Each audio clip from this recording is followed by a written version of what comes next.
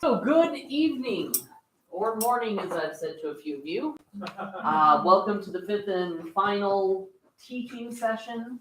I hope you got the emails that I sent out sometime in the recent past that next week, I'm suggesting we start at 6 o'clock.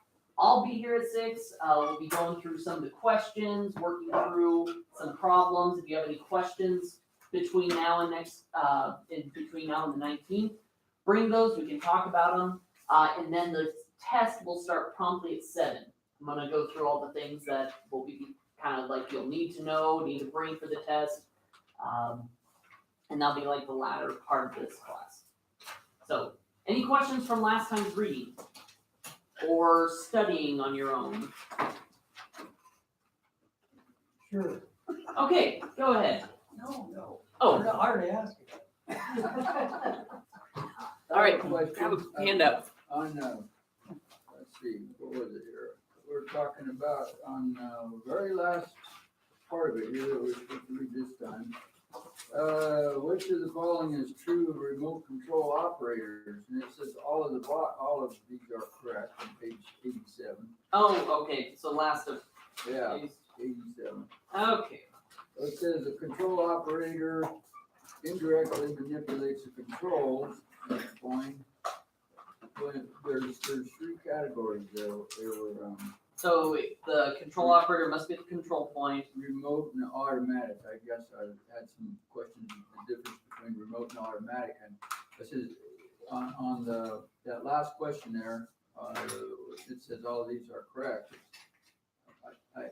Is the control point the station, the radio, or the computer? If you're operating remotely, or do you have to be with the radio or the computer? Like, can you be here at now here and operate your station at your house with your computer? Yes. You So, do that?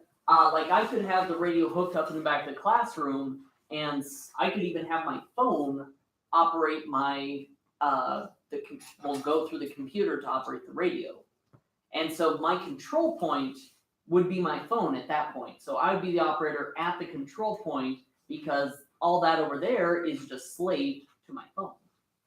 And so the control point is wherever I am as the operator manipulating controls to then make the radio, wherever the radio is, whether it's in front of me or 100 miles away, do something. Okay. Any other questions? Writing utensils? Okay. So again, we're doing this. The one correction is next week. We're starting at 6 instead of 7. Read the book. Book's in front of you. You still have the book? Okay, good. And then make sure you do flashcards on ham study. So it's a 2-pronged approach: reading the material and doing flashcards to get familiar with the material. Tonight we're covering operation procedures and rules and regulations. So first off, we're going to talk about FM operation. And so that will be where most of you will start off. You're going to be working with usually a handheld transceiver like this little guy, and you'll be talking in FM voice.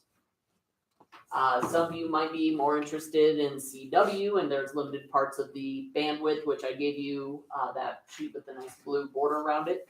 So that will give you an idea of what you can do in what bands. We'll talk about that more detailed later. So one of the things you want to know about for FM procedures are repeaters. And again, also how to program your handheld transceiver so that you can access repeaters.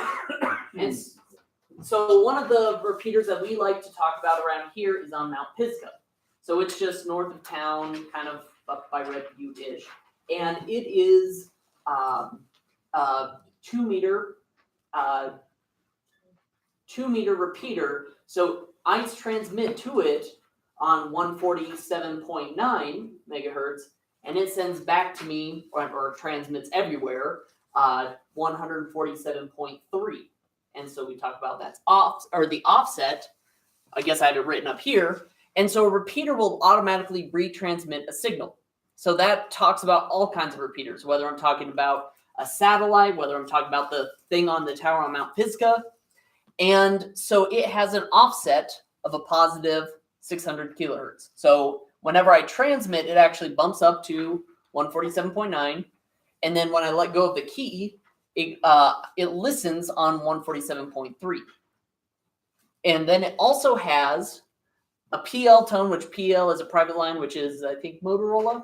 It's like Kleenex, like everyone calls a tissue a Kleenex. But a lot of people call these PL tones. It's actually a CTSS tone, which is a continuous tone coded. It's written in your book, and I knew I should have written it down there. Continuous tone coded squelch system. Squelch system. So close. The system was gonna get me, and I didn't put it there. Good. So for our transmitter, it's this. So they call it the tone, and it's 162.2 hertz. And this is just this sub-audible tone that then tells the repeater to pick up the signal, turn on, and retransmit. If I didn't put this CTCSS tone in my my handheld, and I had all this stuff right, the repeater won't pick it up because it's waiting for this little sub-audible tone to go along with your carrier, and it's not picking it up. So it says, I don't deal with this. This is not my signal. So being able to code all of this into your handheld is really important, whether you're doing it on the fly, so you're manipulating the buttons on the handheld, or adding it through a computer program. And so, like I said, if you guys get a handheld transceiver, you want to bring it to me. These Baofengs I have a cable for, and I have a cable for some Yaesu ones. You know, if you want to just bring me a cable and a radio, I can help program it or give it a try. And so I've got all these area repeaters already plugged in. I need to start add the one on Painted Hills when that comes active. So when you want to call for somebody, so let's say I'm talking to Mr. Scribner and I want to call him. Well, I'll say his call sign. So it's KI7YPY, because Z is Colby. And then I will say, KI7YPY, this is KI7URL. So I'm telling him that I'm looking for him, and hopefully that perks up his ears so that he's like, oh, I should probably respond to this person. Sometimes people will say, hey, this is KI7URL calling KI7YPY, but hey, grab a handout. And so, it's more proper to call for them and say who you are afterwards. Jim? Yeah. You need to back up on your offsets, because that's some of the questions they ask. What is the offset of a 2 meter repeater?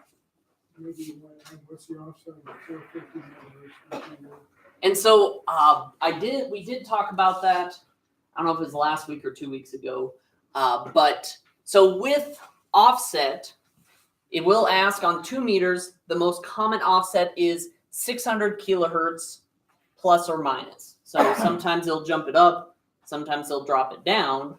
But the offset that you need to kind of know is the 600 kilohertz or 0.6 megahertz. Those are the same units. And then on the UHF band, I'll give you guys a second to write that down.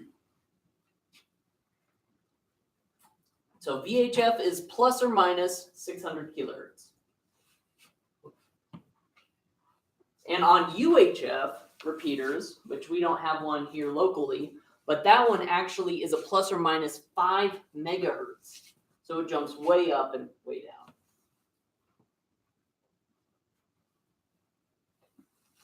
What was the first one? VHF, VHF. and then UH. And then UHF is 5 megahertz. So VHF, 0.6 megahertz or 600 kilohertz. And then UHF is 5 megahertz. That's still 2 meter band? Oh, the UHF is on 70 centimeters. Always 70. Yeah. Sorry, I should. So UHF is when we're talking, when we casually talk about UHF, we're usually talking about the 70 centimeter, but there are other UHF bands.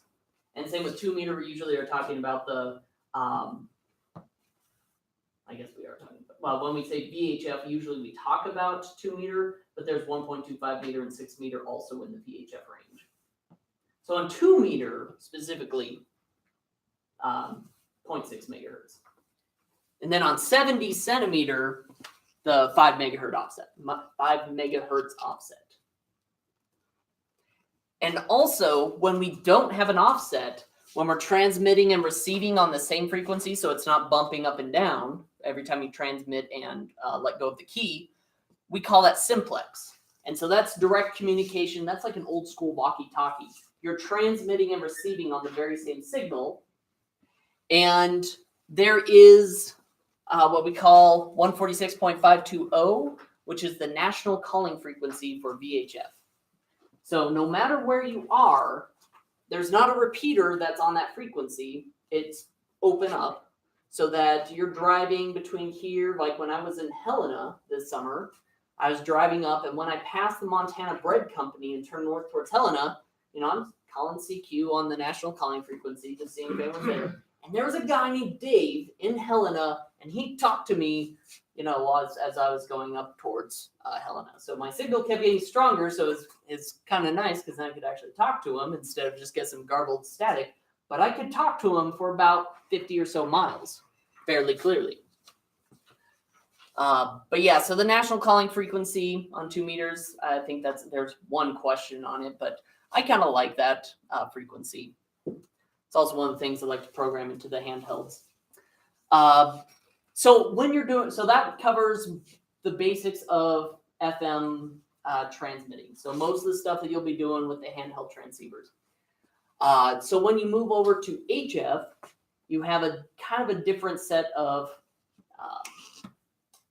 operation procedures.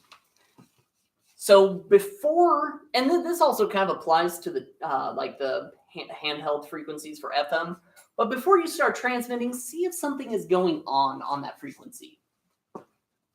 Because there are nets that are going on, there are people that are actually having conversations, and if you just butt in, that's kind of rude. So if I'm having a conversation with Marky and Ed just comes over and starts talking over us, well, I can't hear Marky. That's kind of like, we want to be civil. And common courtesy kind of is the name of the game because like nobody owns the channel. Like I'm sitting on a certain frequency on like, let's say the 40 meter band, and I'm talking to Marky and we're having, just conversation. We don't own that channel, but everyone kind of understands that we'll go to a different place to talk to people unless I want to join in this conversation, but you don't want to be just butting in. So listen for a minute. And so make sure, another thing is, make sure you're within your allowed band. And so I gave you that blue sheet. We'll talk about the specifics of that later. But one thing is that your band plan is just a guideline for different modes and activities in an amateur frequency.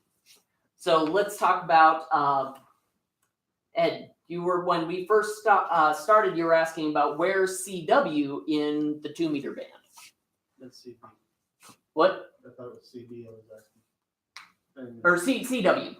What did I say? You said CW, he's saying CB. Oh.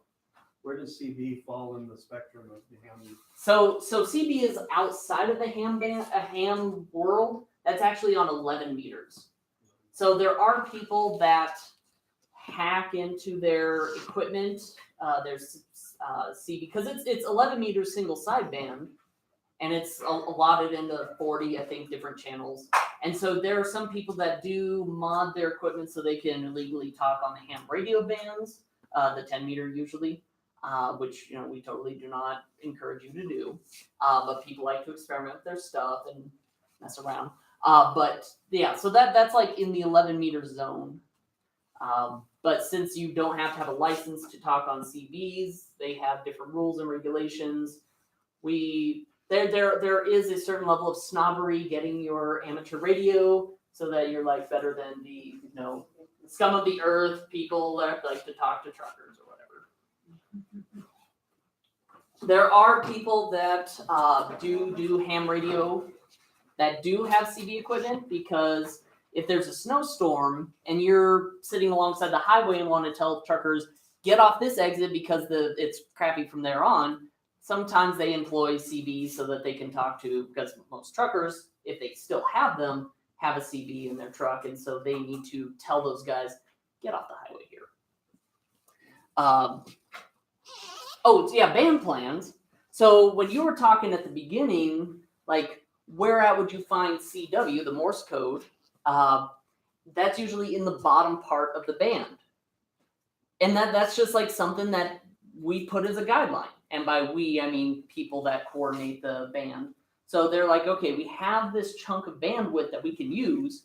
Well, let's put CW down here. Let's try to put data here. And so if you look down on, let's say like the 40 meters, because that's one of my favorites. So it tells you that, so I'm looking at 40 meters. Well, 40 meters is kind of muddled. Let's look at 20 meters. So 20 meters is down here. On the right side, it has E, which stands for amateur extra, A, which is advanced, which we don't really do anymore, but people are grandfathered in, and generals. So as a technician, you have no privileges there, but it kind of gives you a bandwidth. Well, if you're an extra from 14.150 megahertz up to 14.350, you have voice. So that green, if you look at the legend off to the side, you can look at phone and image. So those are the transmissions that are allowed there. But below that, that's where you get data. So radio teletype and other data like PSK31, etc.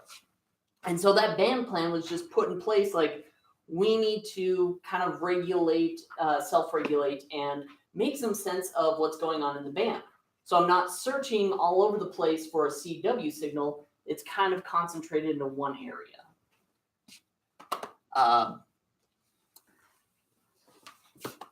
And then also don't interrupt nets. Like, so we have a net, the Weston County Amateur Radio Association has a net on at 7 p.m. on Wednesday nights. Terry runs it. And so, do a good job of that. Thank you for doing that, getting the word out. We get some people from Belle Fourche and all over the place now, which is kind of fun.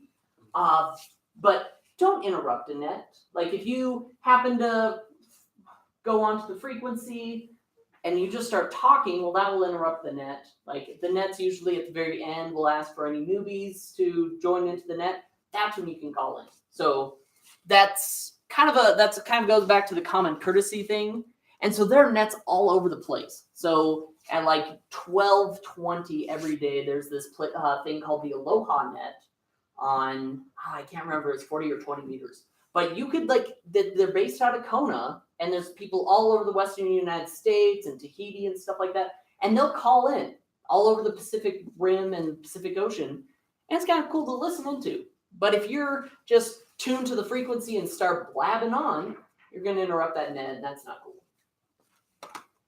And yeah, so nobody has a particular claim to a frequency, but if you have an established net, like if you want to look at like the Jackalope net or the Pony Express net, these are nets that happen kind of in this region, and you just start going onto those nets, well, then they'll have to tell everybody, well, this guy's messing up our signal at Sundays at 8 in the morning, so we're going to move to a different time. And it's better to be, deal with, have a sense of common courtesy and recognize that they have this established net. So if somebody started coming on at 7 o'clock every Wednesday, that would be a pain in the butt for the Weston County Amateur Radio Association. So be mindful of that. Q signals. So Q signals are this leftover vestige from radio teletype or radio telegraph communications. So if there's a phrase that I use again and again, well, a good way of taking care of that, instead of typing out this phrase, this long phrase, if I just shortened it down to 3 letters and just said, and that was code for you're causing interference, like QRM. Like I'm receiving interference from another station. That would take a lot longer to type out than just writing QRM. Or QSY, which is I'm going to change frequencies. these, and these can also be sent as questions and responses, but you don't need to know that. But these two, QRM and QSY, QRM meaning interference from a different station or just receiving interference, and QSY is changing frequency. Those are the two that come up on your tech level test. So those are, the only real two you need to know. But other ones that you might run into, like QSO, radio contact or radio conversation. QSL, so they actually have like postcards where people send QSL cards to confirm a contact, so that people have these covering their walls or in binders and stuff. QRP, low power radio communications. So if I'm trying to contact Ed, and Ed is in Hawaii, and he didn't bring me, and I'm kind of mad, and I want to send him a signal, if I'm sending it at a low power rate, like 10 watts or something, we call that QRP. And so there's a challenge with QRP, and some people really, really love that because you have to have some efficiency with antenna and radio design. QTH is what's your location. QRZ is who's calling me, and this also links to QRZ.com where you can create an account, and then people, if you wanted to see like, okay, well, I got a call sign, but I'm not sure who this person is. Well, you can type that in and be like, oh, it's Greg from Missoula, who I talked to on Friday. So that QRZ is kind of a useful website. And then there's a full list here, which goes through like every possible combination of, there's the QRs and QSs, and each one has a letter as the third letter, and they mean a lot of different things. Q signals, they're useful. Most people, like if you're doing, people use them on the phone. They I haven't run into Q signals on FM, but on single sideband occasionally. I bet in CW you would find that. Any questions about Q signals? And so that's an international thing. So I guess if I said QRM to somebody in France, they'll know what I mean. So public service. So amateur radio does do a lot of stuff with public service. Doesn't always have to be emergency communications. So the Northeast Wyoming Amateur Radio Association, which also holds nets at 8 p.m. on Tuesday nights, they perform or do communication services for relays and races and different events. So like along the different parts of the race, like long races, they'll have stations with like water, first aid, but usually there's a radio person there to provide any sort of communication because we live in Wyoming and not everywhere has cell phone service. And so that's just the service they do. It's kind of fun. And so there's a few different types of emergency preparedness or emergency communication services. So the first one is ARES, which is the Amateur Radio Emergency Service. And so this is a volunteer organization where hams register their skills and their equipment to be volunteered at during a time of emergency or need. So that would be, right now we have wildfires going on down in California. That could be something where maybe the infrastructure is broken, cell phones are down, but we could have radio communications. RACES is the Radio Amateur Civil Emergency Service, which is a mouthful. And they call it RACES and not RACES. So RACES is different than ARES. ARES is just a volunteer organization. RACES is actually run by the civil defense. So you actually have to be vetted by the local civil defense organization, whereas ARES is a little less formal. And so during an emergency situation, you have like a net control officer or net control station. And so let's just say we activate a group of ham radio operators during an emergency situation. We have one person that says, check in with me, and then you guys don't chitter chatter on that frequency. So Ed checks in. Mike checks in. Mike then doesn't ask Ed, hey Ed, how are you doing today? No, we don't do that. You would individuals check in and then just stay on the stay there and monitor the frequency until asked to do something by the person that's controlling the net. So that kind of keeps chatter to a minimum and allows for, you know, emergency services to be doled out however they need. But if you do need to get the net control operator's attention, you would say like priority or emergency before saying whatever your message is. And so message handling does come into use here, where you would pass along a message and it has like a header and a preamble that talks about like where this message came from, who it's going to, and then you would give it verbatim to the net control officer, and then they'll send it wherever it needs to be sent. And so you would also use the phonetic alphabet. Have we talked about the phonetic alphabet yet? Okay, so phonetic alphabet is really handy because, like we were talking with John up in Gillette, so WY7VAF, and there's a lot of like your C's, D's, B's, you know, Z's. Those all sound very similar. And so if you could then say, well, instead of a B, you're using a Bravo, or, you know, a C, you're using a Charlie. And so being able to understand what these are, and there's something you don't use very much, like Q's, like it's Quebec, but there are some people that don't remember exactly what they are, so they use like an M word that isn't Mike, which is the M word for, or the phonetic M, but they'll be like Montana. People are like, okay, well that begins with an M. So informally, phonetic alphabet is useful, and formally for like traffic messages, phonetic alphabet is also useful. So like when John was trying to contact Terry on getting onto the net, he's passing his call sign, and it's like, oh, it's really hard to get, like, well, he's got a V, was that a C or a D? And we were able to get it through the use of the phonetic alphabet. Any questions about emergency operations? Okay. Satellite operations. So I brought this out because we just got it. It's our satellite communication antenna. So it's 2 Yagis and a cross beam orientation, and it's got a little duplexer under the foam handle here. So I just point this at wherever the satellite is, you know, and then I program in the frequencies for uplink and downlink, and I can talk to it.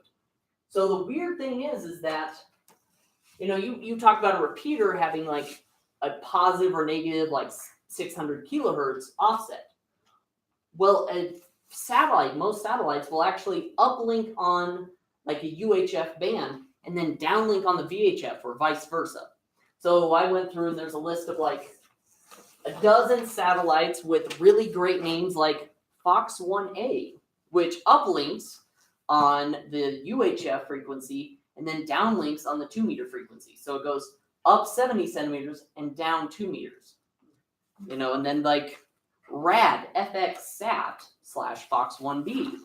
There's some weird ones from Europe, which are kind of fun to say.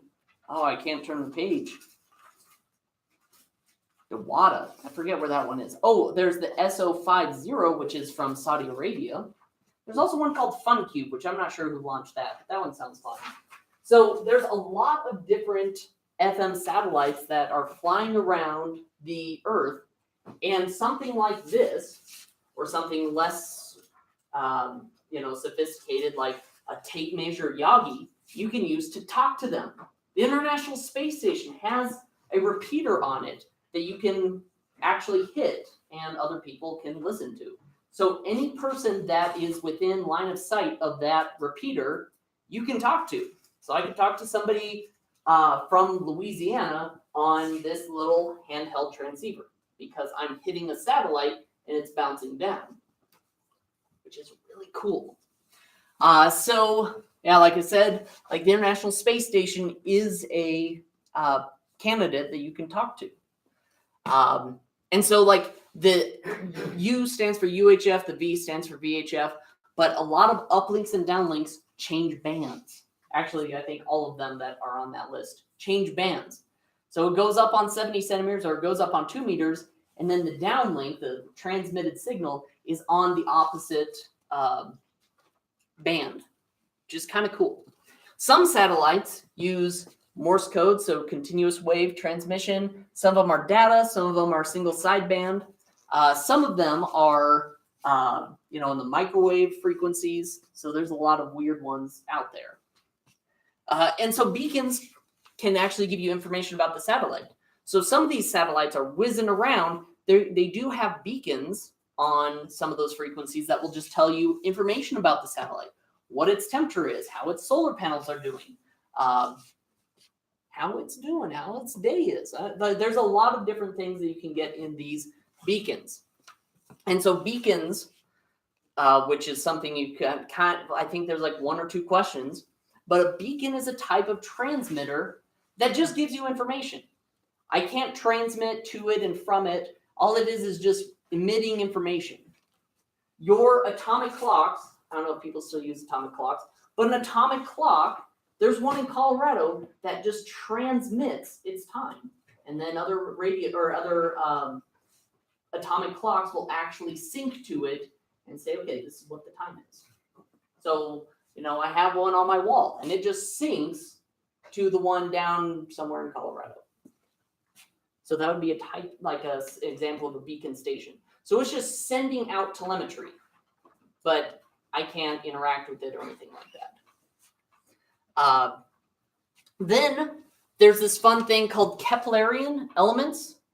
Keplerian elements are just named after Johannes Kepler because he described the motion of heavenly bodies and how stuff moves in space. So we named how satellites move in space after him, which is pretty cool. And so a satellite tracking program will include Keplerian elements. It will also tell you about the position of a satellite, the time, azimuth, altitude of a pass, and frequency and Doppler shift. So I have an app on my phone from AMSAT, which I just say, what satellite do I want to talk to? Click on it, and it will tell me, okay, in the next 24 hours, these are the passes it's going to make. This is where it's going to start up, come over the horizon, where it's going to be in the sky, and then where we'll leave. Any questions about, Doppler shift. I want to talk to you about Doppler shift. So not only is that frequency, so I have a frequency that I need to transmit to the station or the International Space Station or satellite, but as it's whizzing by so fast that I have to compensate for the Doppler shift.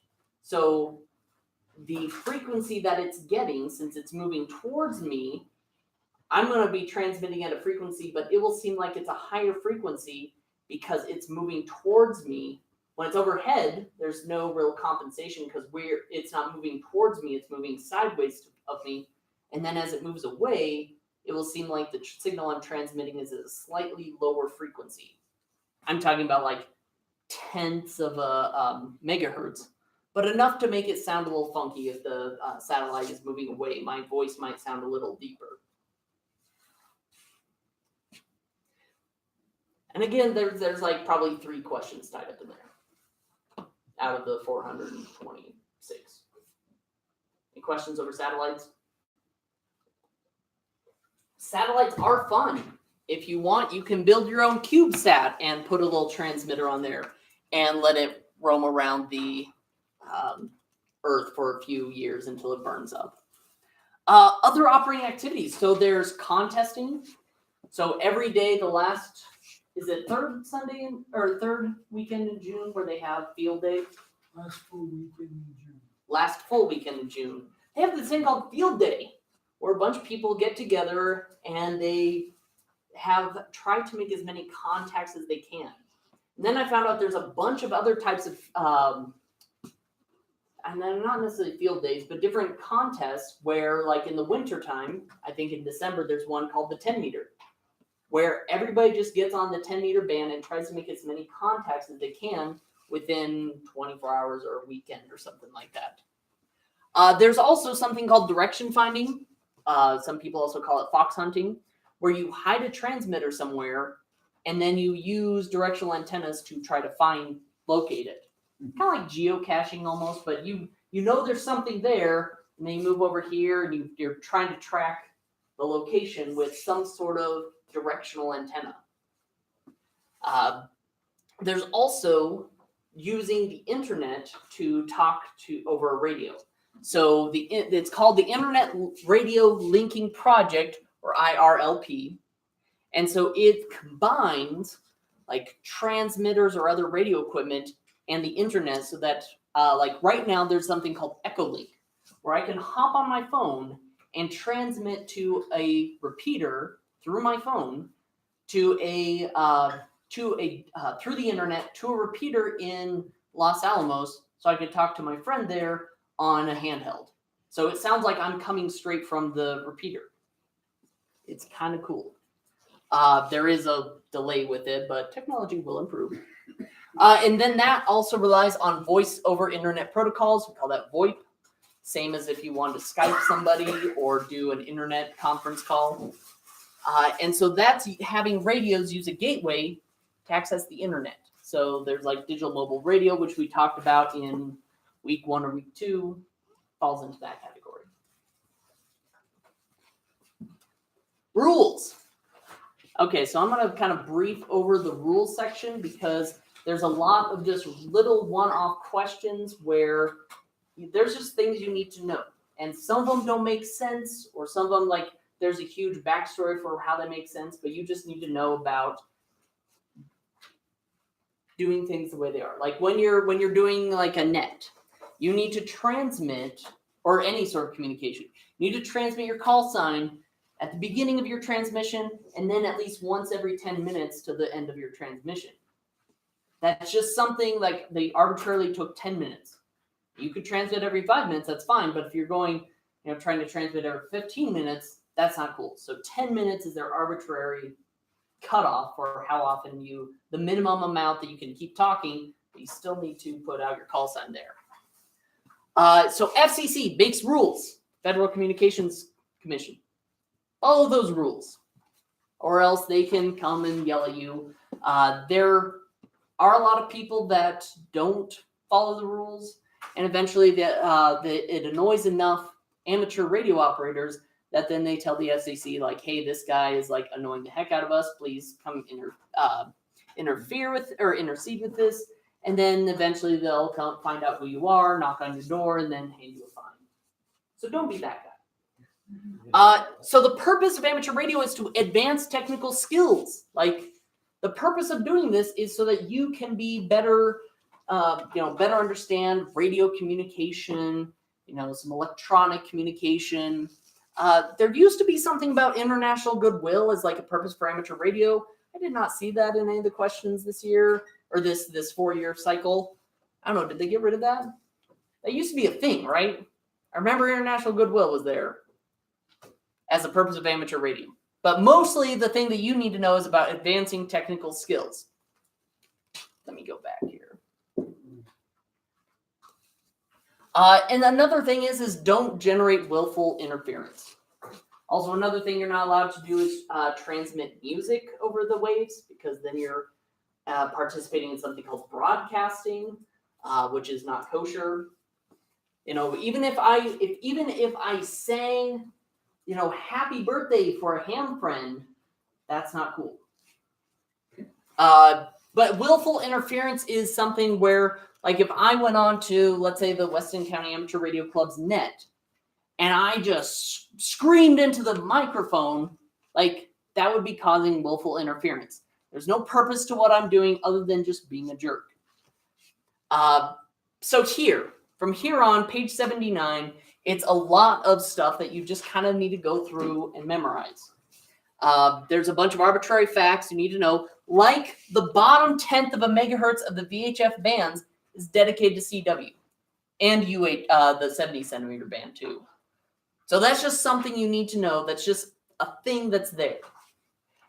So read 79 to 89, and definitely next time when we meet up again, ask me questions. So between now and next Monday, write down questions on those 10 pages.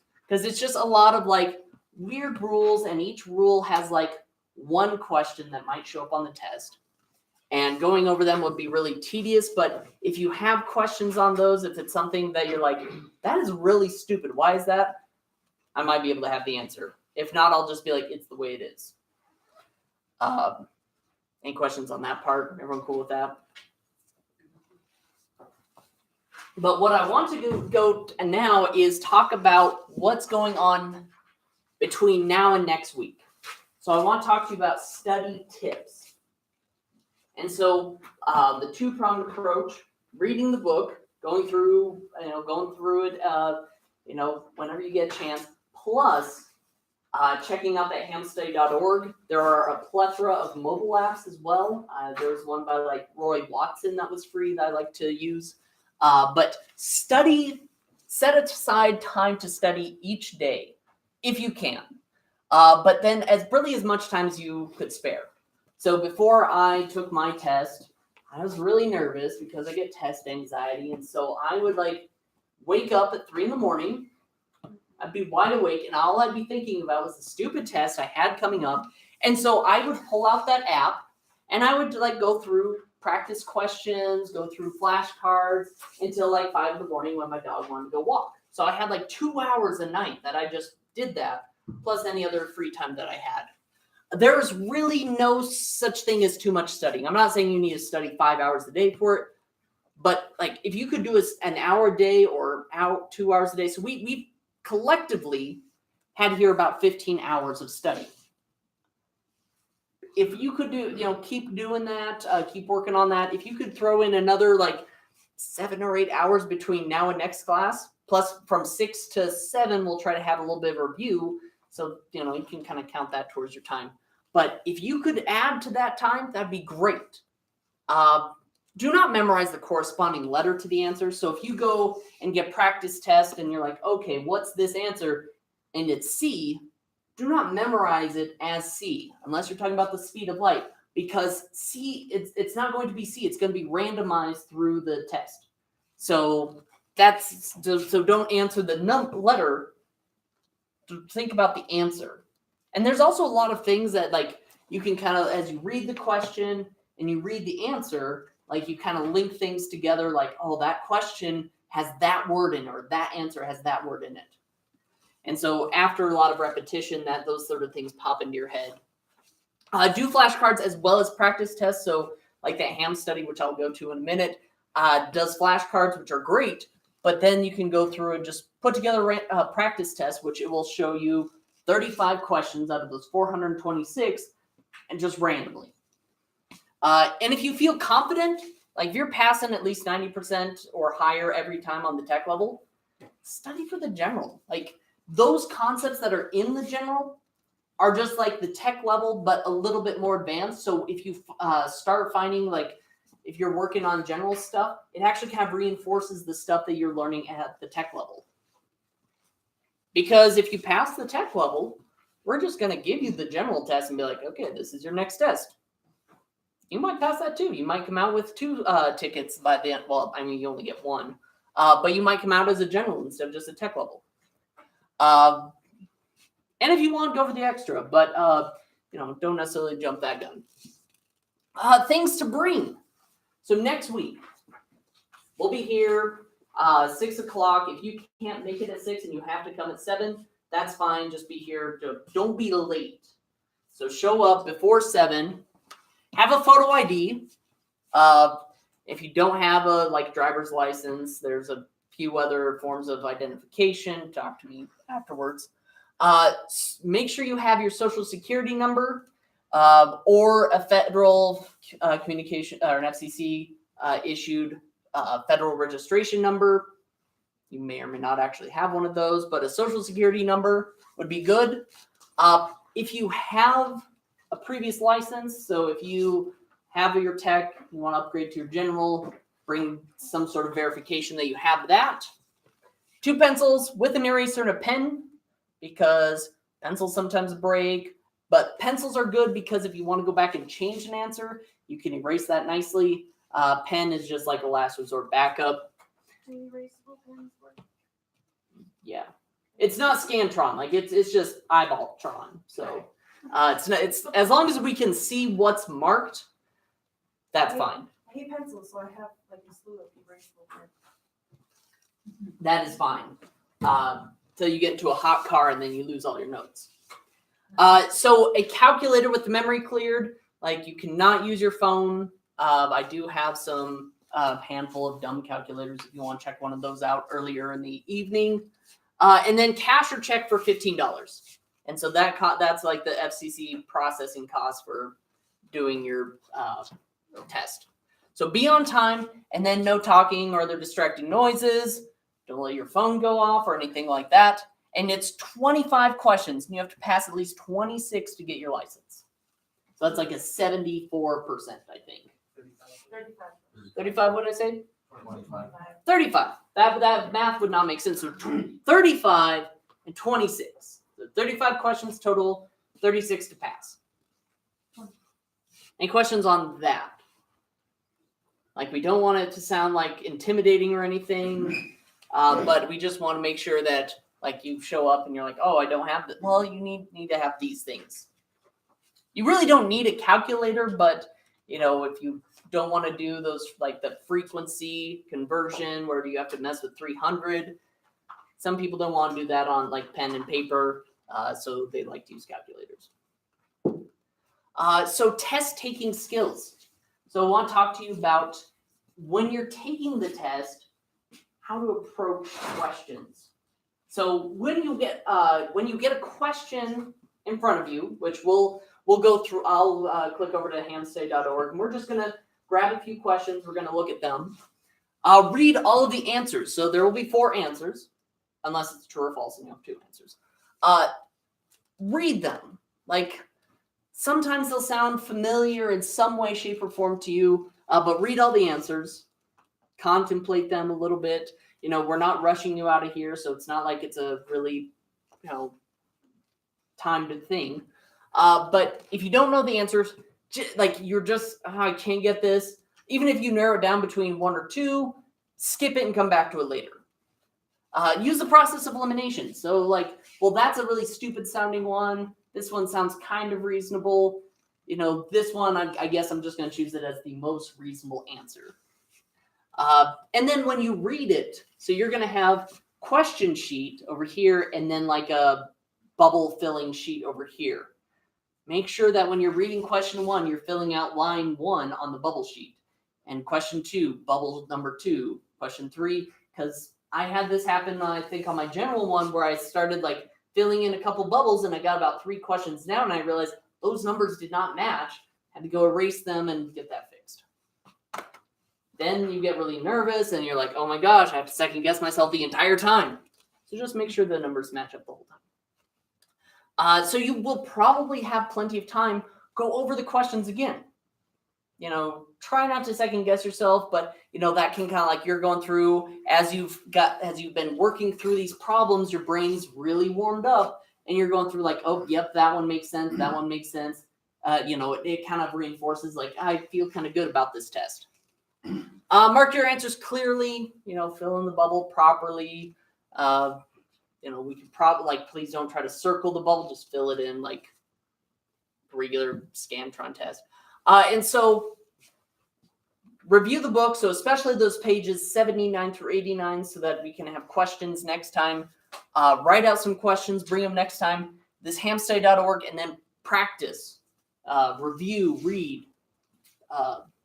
Going through these study cards, really useful. Finding articles on the internet can be useful, but they're usually about one topic instead of the whole bulk of what's on the test. I want to talk about this before I get into the ham study stuff. Does anybody have any questions? I know this kind of looks a little weird and confusing, but do you guys have questions over the band plan? Or the radio bands.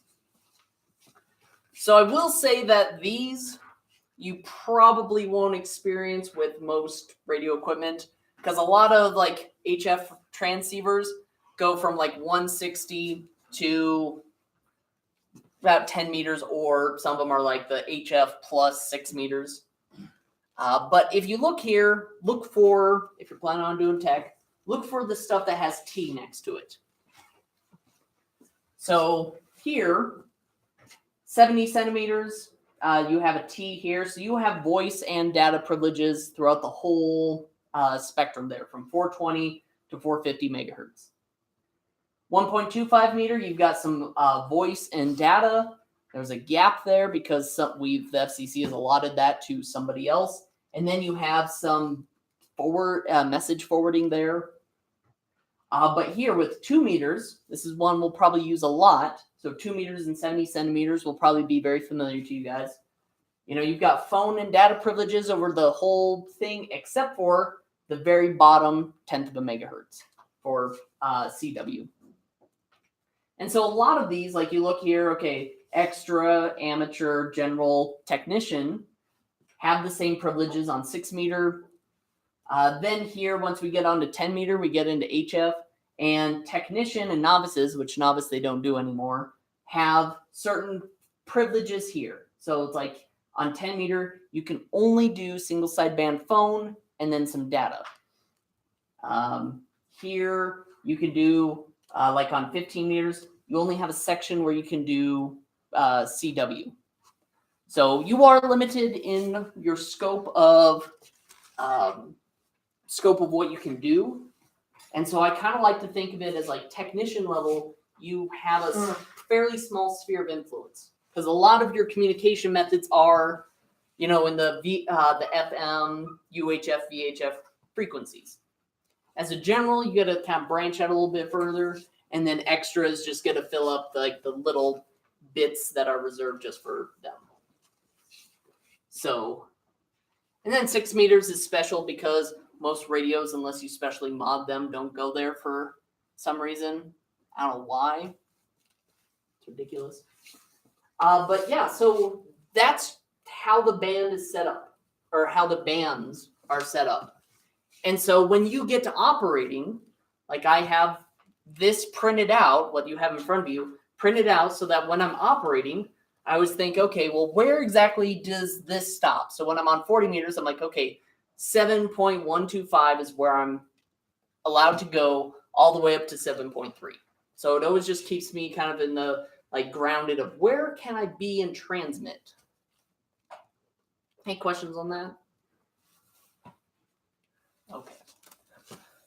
So I hope everybody here. Oh, I thought I broke my screen for a second. So I hope everybody has come here to hamstay.org and signed in. So registering for a free account takes like 5 seconds, because the cool thing is that as you go through flashcards, it tells you how many you've seen. So of the 426, like what's the percentage, the questions you've actually seen, and then how proficient you are. So it's like, okay, well, I've seen this question, you know, and it'll give you that same question like a couple times, like it'll put it. So it'll give you a question, and if you get it right, well, you'll run into it in like 4 or 5 questions so that it gets you back there. Make sure you're not just clicking answers. You're like, okay, you're pretty confident in getting that question right, and then it'll kind of put that off to the side. But if you get a question wrong, it'll like give you the next question and then give you that question again. And so you see this question again and again until you get it right. And then you consistently keep getting it right. So there's this weird algorithm that goes along with it. And if you don't sign in, you can still do this flashcards, just read the questions and do a practice test. And so I'm going to continue as a guest. And so here is one example. So what should be done to all external ground rods or earth connectors? So you have A, keep them as far apart as possible. B, waterproof them with silicone caulk or electrical tape. C, tune them for resonance on the lowest frequency of operation. Or D, bond them together with heavy wire or conductive strap. So we have these 4 questions, or 4 answers, 4 potential answers. So have we even talked about like resonance frequencies with anything? or really resonance. So that right there, just like in your mind, when you're running into vocabulary that we have not covered, that's probably not the right answer. So we can eliminate that right off the bat. Waterproofing them with silicone caulk or electric tape. If I have a ground rod, do I want it conducting electricity? So we probably don't want to waterproof it with silicone caulk or electric tape because that would inhibit its ability to go to ground. So we have keep them as far apart as possible or bond them together with heavy wire or conductive strap. So we've at least eliminated it down to a 50-50. Okay, D, why is that?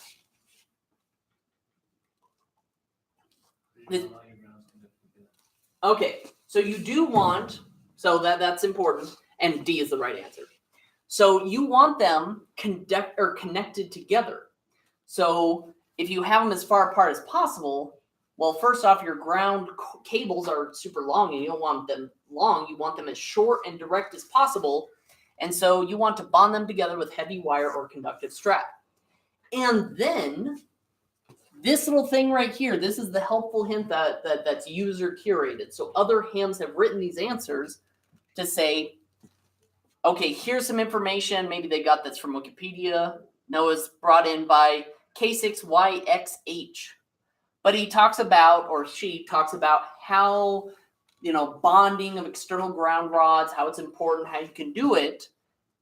And, it says grounds are generally not tuned. So, it kind of goes through and says, okay, C was kind of silly because we don't tune ground rods. And then the purpose of ground rod is to make electrical connection with the ground. So there's no reason to place them far apart, but there's no danger in placing them too close together. So click that back, and then we can click next. What's a good electrical insulator? So we have aluminum, mercury, glass, or copper. Okay, so a good electrical insulator. So conductor versus insulator. Trick Oh. question. So well, we think about it this way. So aluminum is a metallic object, does conduct electricity. Copper also conducts electricity. Mercury you find in probably some old thermostats that there's a wire in there that as it heats up and cools down will actually shift a vial of mercury around to then make a contact to turn on the heater. So, but it's really glass. So you have to kind of think about so reading the question nice and slow. So that's electrical insulator. So we're thinking insulation, aluminum. Well, it's a metal. Mercury, it's a liquid metal. Glass is kind of the odd one out there.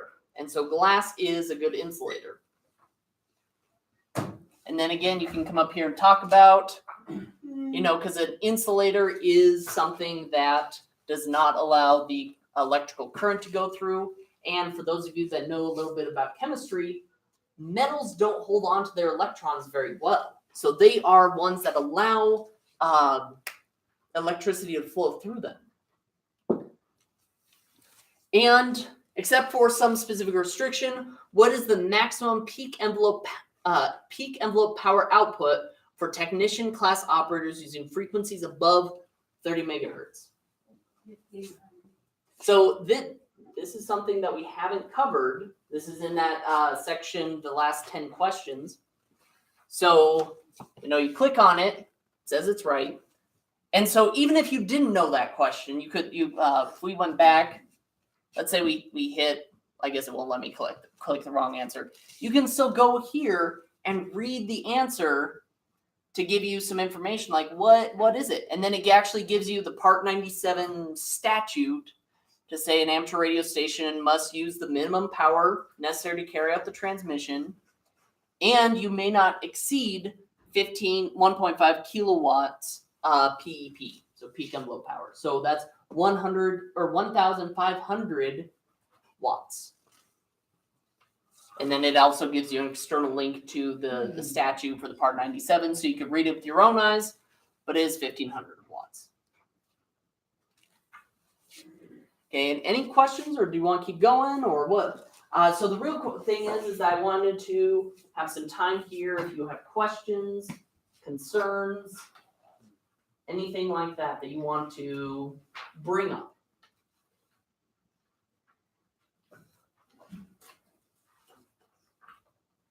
What are all these charts and stuff in the back of the frequency? On this thing? Oh, actually, I think this is your field. You can tell them about that. It's a histogram. That's a histogram for complement video architecture.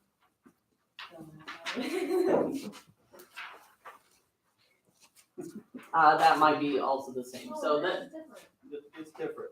a lot of this is Marky's project or other scrap paper that we had from Yeah, last year. There was a whole bunch of them, so it's like, okay, you're on the detector then. Other questions related Just wanted to to be sure. Well, I went on there, Our but I stuff didn't- was- I didn't sign in. Yeah, so like I didn't sign in, but I can just keep going. If I didn't refresh my browser, it would actually then tell me my overall aptitude and the percentage seen. And it also the test is kind of broken down into different categories. So there's like if you look at I'll probably describe polarization. So I just like click one.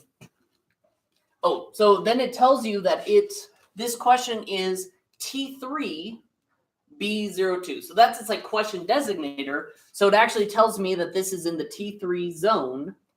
And so if I keep getting questions that are about antennas, feed lines, and that sort of stuff, I think that's what T3 is about. Then that like, okay, so this is, or radio wave characteristics, then this column will be really high, and then it'll not give me questions so much about polarization of radio waves. But if my like station setup category is really low. So these are topics that we've covered every week. So I take 2 of these topics. There are 10 topics here. So if like tonight's topics like FM and HF operation, you've been really tanking on, well, your T9 is going to be really low, and he'll keep giving you more questions from that section of the test.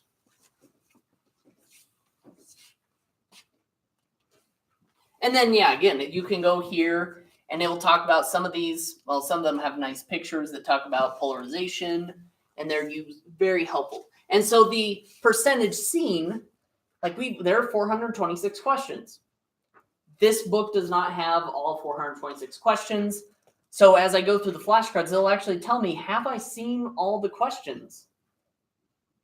Maybe, maybe not. But then it also gives you your aptitude. Like of those, 400 or however many you've seen, how competent or how proficient are you? So when you see them, how likely are you to get a correct score versus an incorrect question? So this one, what's true of PL250 or 259 type coax connectors? They're preferred for microwave operation. Have we talked about microwave operation? No. We could probably scratch that one. They're watertight. They're commonly used at HF frequencies. They're a bayonet type connector. I don't have one handy. I was going to show you they're definitely not watertight. You can kind of spin the outer case there. Have we talked about bayonet type connectors? No. Okay, so probably most commonly used at HF frequency. So going through there, like I think we might have mentioned bayonet for like 2 seconds when we talked about N-type connectors. But if it's something that we haven't really covered in this class or covered in the book, then it's probably not the right answer. So like, we didn't really cover microwaves. We really didn't cover bayonets. So that gives you like a 50-50. So going through the questions and looking at it like that, super helpful. And so when you do the test, like, yeah, you can go through and usually do a 50-50 on most of the questions. When is the test? The 19th, so next Monday. This coming Monday.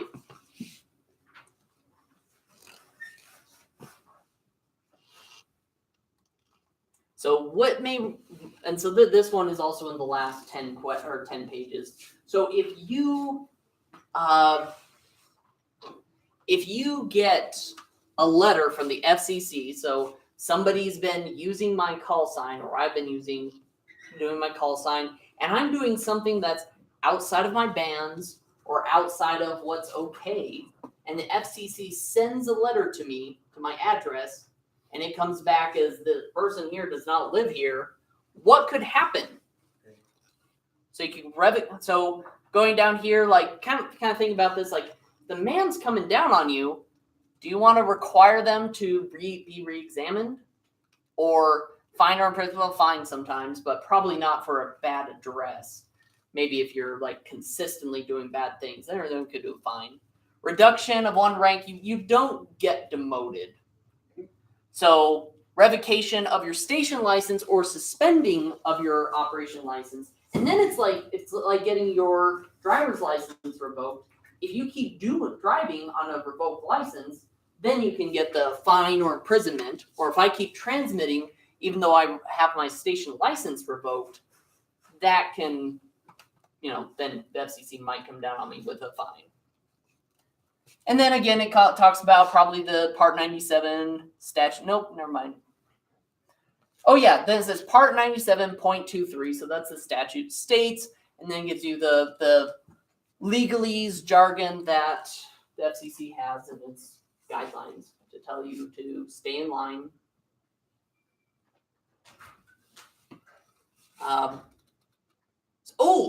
So which of the following frequency has the lowest value for maximum permissible exposure limit?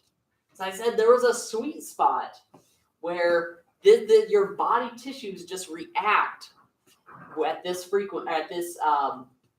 frequency more than other frequencies, because some frequencies just pass through your body, but this one interacts with your tissues.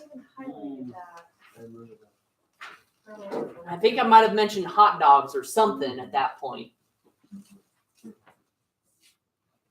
And so you could probably go through here.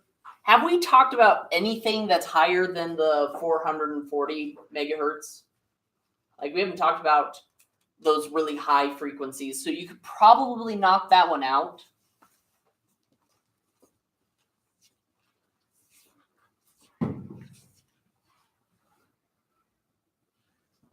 And another one here, this 440, where do we also find that?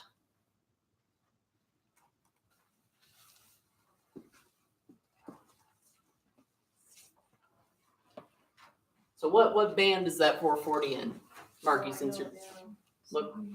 So 70 centimeter, that's actually in most dual band handheld transceivers, that's what this thing's putting out. If this thing is, most likely to, cook my tissues, I probably wouldn't be wanting to transmit with it right by my face. This one's really low, but yeah, A. So 50 megahertz on that 6 meter band is one that reacts or interacts most with your tissue and therefore has the lowest maximum permissible exposure limit. So you don't want to be around that very much. And if you click this, it'll probably say something about duty cycles.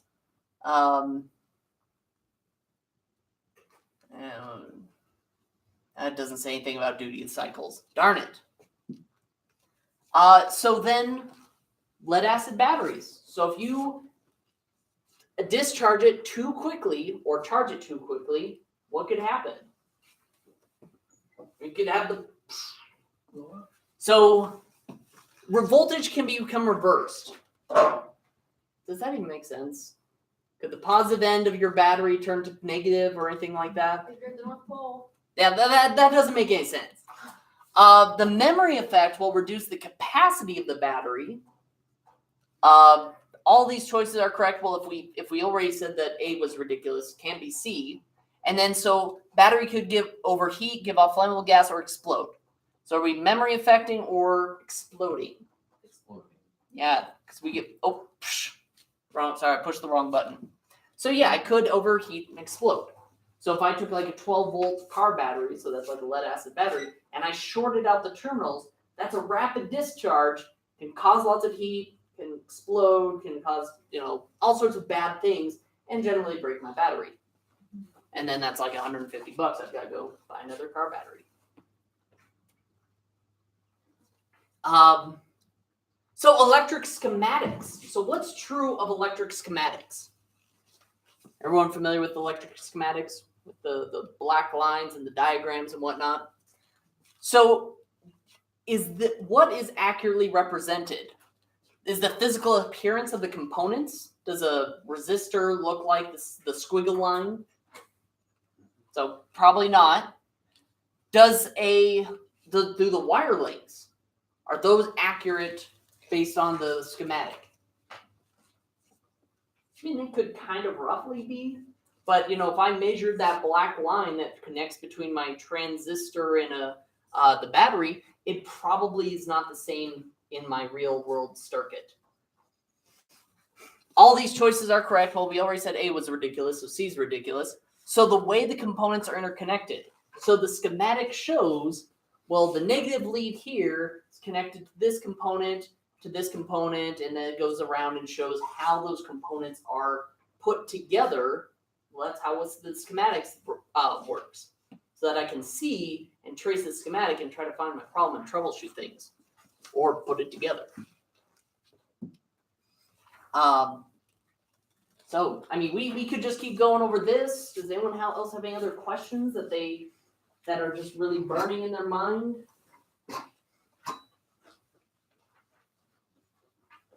The PTTs, the push to talk. So, like, going through there, like, primary transformer tuner. Well, I don't really think that we've come across that. I mean, we've talked about transformers. We really haven't talked about tuners that much. So, I mean, just looking at things that we haven't covered helps you eliminate half the stuff there.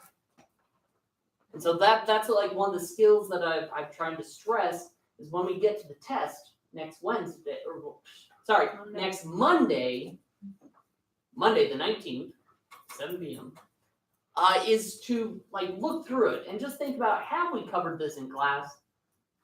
And if not, then probably that's not the right answer. And that will help get you light years ahead.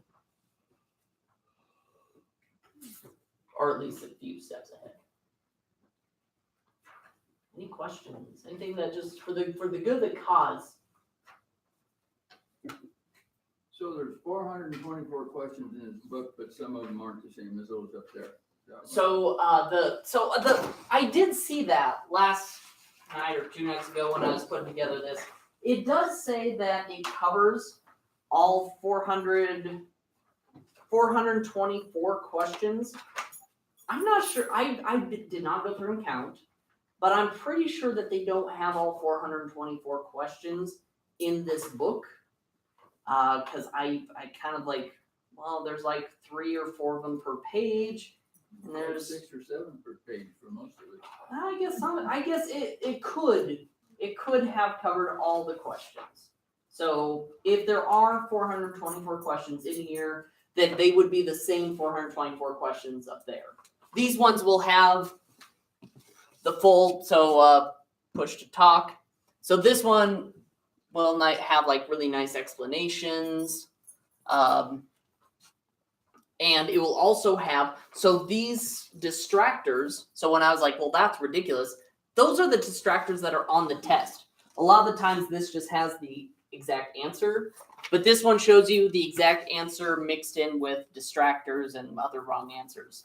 So this is also helpful in that regard. So like reading this is good, but it also doesn't prepare you for seeing the right answer mixed in, where it's like, well, that's a ridiculous question, or that's a ridiculous answer. And all of the above can be the right thing. So it kind of helps you discern what's right and what's wrong.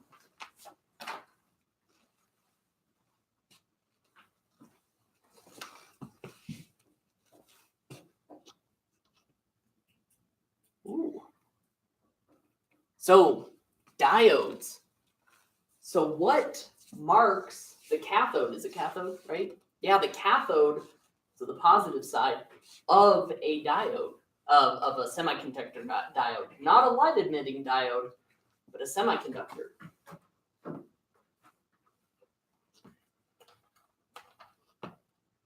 So this one goes back to like week 1 where I had a picture of a conductor or of a semiconductor diode.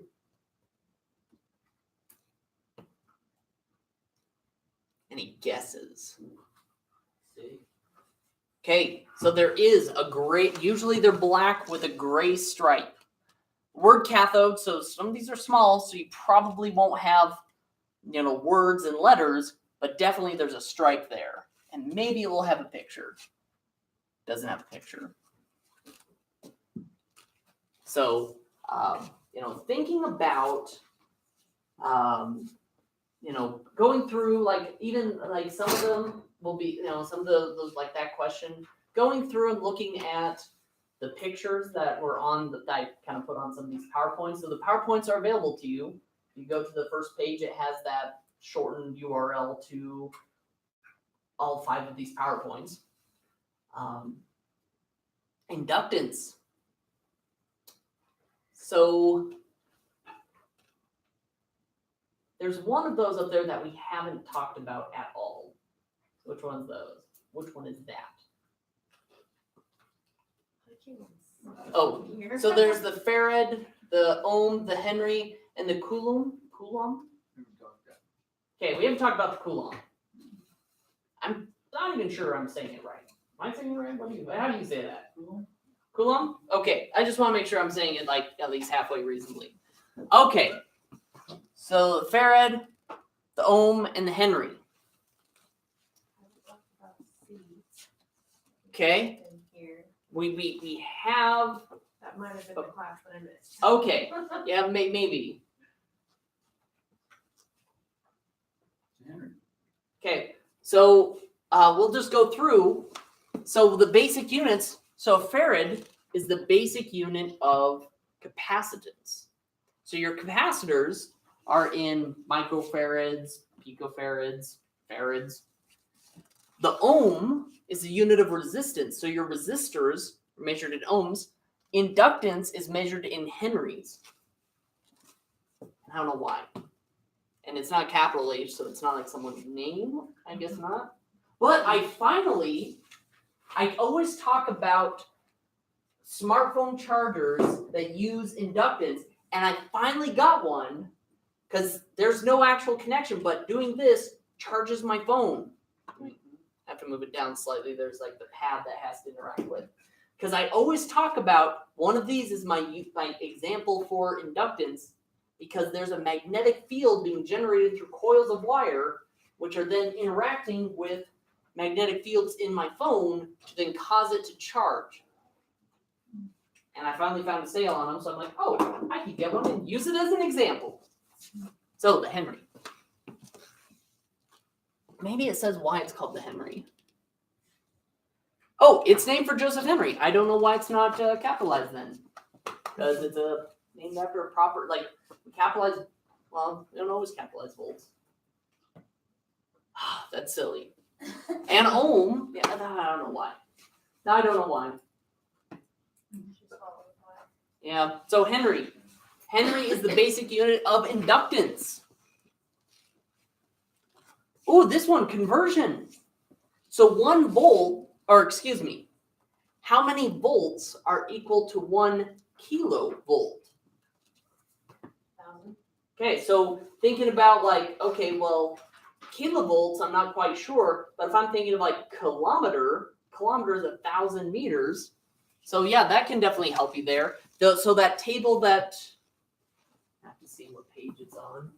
So there's a table on page, oh, I just passed it. Yes, page 12. So it talks about giga, mega, kilo, micro, or milli, micro, nano, and pico. That will be useful. So that will help you with conversions between the base unit and like millivolts or picovolts, which will not run into picovolts. Thousands.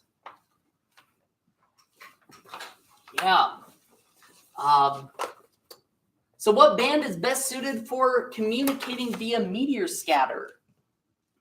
So this one we talked about probably last week, very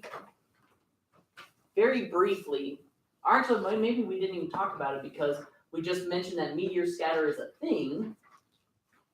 And so that one, so we've got one HF frequency, we've got one UHF frequency, we got two VHF frequencies. So they're all fairly close together. And so this one is kind of one that I don't actually do any meteor scatter propagation. So this one you just have to know it's 6 meters, or the 6 meter band. But I'm wondering what they use for their helpful hint. Oh, here's a memory aid. The 6 in 6 meters looks like a meteor with a curved tail. There are stupid little things like that in this the ham study thing that will help you remember, like, oh yeah, that's why it's not 10 meters. So things like that can help. Yep.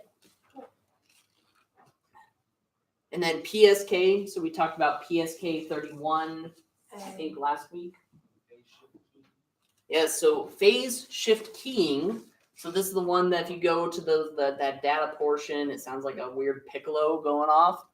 So it's phase shift keying because it's phasing out this frequency. So it comes down here, talks about that varying keying the phase of the signal.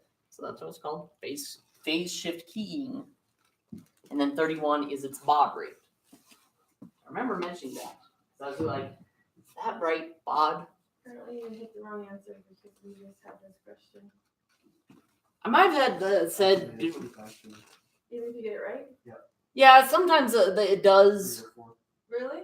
Yeah, sometimes it will actually just come through and just make sure that you're not just clicking buttons, that you know it. So we'll ask you a few of those in repetition. Sometimes all the ones that I get wrong show up. Like, It usually does that, like if you get it wrong, then it'll bring it back. yeah, that's why most ones I got wrong. They'll bring it back in with more repetition. Yeah, But- more rep. For me, Um, I've been using this, and I'll get one right, and they'll ask me at least 1-2 more times after about 5 slides. Huh. But if I get it wrong, it It's like- asks me it's like the 3 or next 4 que- it's times like- over. Every other question or something. Yeah. Yeah. Yeah, so it forces you to become proficient in it, or else you're going to be stuck on seeing that same question again and again. And at some point, you're going to tire of seeing it, so you're going to start getting it right out of spite. So I guess we're coming to about the close of the class. If anyone has any more questions, feel free to ask, or don't forget to do the reading of those last 10 pages with the rules and regulations part, and then come to class next time if you can at 6 o'clock. We'll do some more of this review. We'll talk about questions over rules and regulations, and then 7 o'clock we're going to start our test. So come with those things like the ID, the social security number, the stuff that we covered on whatever page slide that is. You have it in front of you. And, best of luck to you all. Keep studying. So try to create a study schedule where you study bit by bit every day. That will help. Don't just cram for the exam. Breaking it up bit by bit for, at least a week in advance, which is what we have, can help. Doug. And I would say too, take a practice exam every time if you do your little study thing for 10, 15 minutes, take a practice exam. And, really try to be conscientious about trying to get as close to 100% seen as you can. And then by that time, you should have 7 practice tests or 8 practice tests in. And you should be getting to the point where, your last 3 tests, you should be getting above the passing score. What is the passing score? 85? So I think it's like 74%. But you should test 9. Yeah, I guess I can do some. So, Oh, that's a clock. but it'll tell you, when you take a practice exam, and then it'll show you 74.3. the bar, like this is, well, yeah, you gotta get 26 right, so what is that, what percent is that? And then it'll tell you if you're getting over a passing score, which is what's pretty handy about this ham study website. 74%. Piece of cake. You have to get at least 74%. Which in normal school was not passing. You got off the wait list. That's It's high easy. school. It's a Goodness, how is that? Yeah, so I mean, it's, what pass or fail is like the easy mark. No, wait, just, what about? Just 'cause Oh, you're- that's, I don't know. I don't know why, I just get emails about people falling off the wait list. Alright, so if you don't have any more questions, you're free to go. See you at, well, whoever can, at 6 PM on Monday, the 19th. Right.